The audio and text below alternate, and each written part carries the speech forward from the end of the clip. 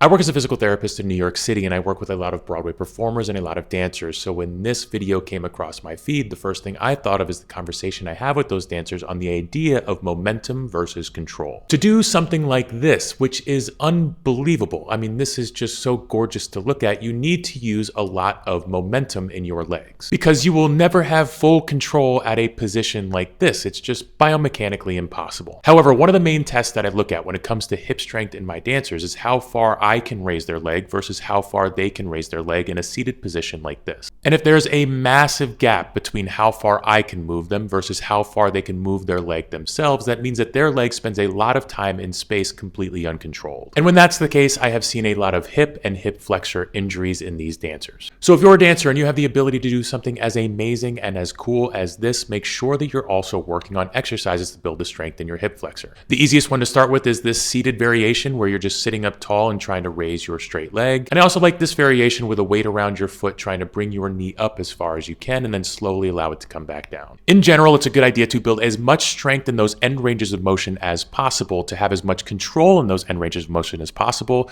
to reduce your likelihood of injury.